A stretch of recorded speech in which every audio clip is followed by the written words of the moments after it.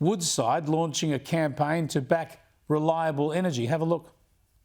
Gas, like the natural gas produced by Australia's Woodside, helps meet one of the great challenges facing the transition to more renewable energy, like wind and solar. Because gas can provide a reliable source of energy for when renewables can't meet demand. Meanwhile, the boss of mining giant Glencore says we need to use coal for longer to keep the lights on and keep prices low and remain competitive. Let's bring in Stephen Galilee, the CEO of the New South Wales Minerals Council. Thanks for joining us, Stephen.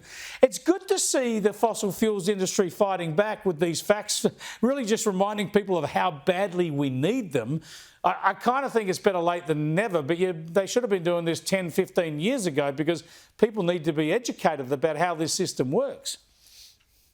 Well, Chris, we've been doing it for some time now, certainly as long as I've been in this job, pointing out some of the issues and the reality about the transition. And the comments that we're seeing from Gary Nagle and others are just reflecting the reality of what's going on around the world. I mean, sure, countries are building out a lot of renewable energy capacity and they're doing other energy forms of installation like nuclear as well.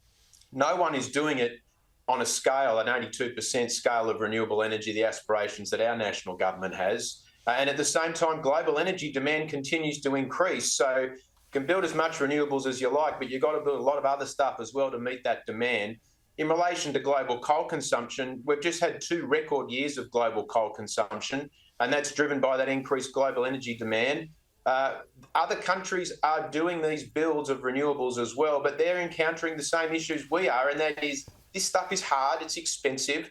It's not going to happen as fast as the politicians are telling us that it's going to happen. And you can only run from reality so long, Chris. Reality eventually catches up with you on these issues, and that's what we're seeing. Yeah, and this is the point. If we're just shutting down the coal-fired power stations and not opening enough gas, we are going to get caught short. There's nothing surer. And even our EMO, which is full on board with this transition and driving it, they keep warning that there's not enough generation there. Whereas in the US, of course, you've got Trump saying, drill, drill, drill. They've made America energy self-sufficient with all the gas drilling they're doing here. What is the answer here? Is it enough to keep our existing coal generators going, or do we need to build new coal-fired generation to get us through in addition to new gas-fired generation? Well, the first step, and what we've seen from state governments in Victoria and New South Wales, is to make sure that our current capacity, which is our coal-fired power fleet, is not closed before replacement capacity is ready. So we've seen the extension of power station operating lives in Victoria and more recently here in New South Wales with Eraring too. The second issue I think that you raise is we shouldn't be ruling out future forms of energy generation. Gas development has been proven to be very problematic because of the activists and environmental warfare, and we've got the Santos Narrabri project, for example, that's been under development in some form or another for over a decade.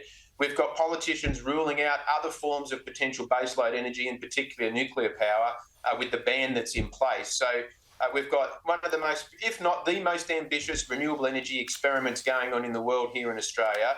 We've got politicians telling us we've got to shut our existing baseload quicker than what is going to be possible. And we've got the same politicians ruling out what could replace that without allowing us to have a proper argument about it in a debate about the merits or otherwise. It is madness. It is literally madness, as you outline it there, Stephen. Thanks for joining us again. Stephen Galilee there from the New South Wales Minerals Council. It is our national energy self-harm. It is continuing apace, and we're not going to stop warning people about it. I don't care how green you are, how much you want to save the planet. We need energy, and Australia is not going to save the planet. So we need to make sure we keep the lights on while we make this transition to renewables or renewables plus nuclear or whatever.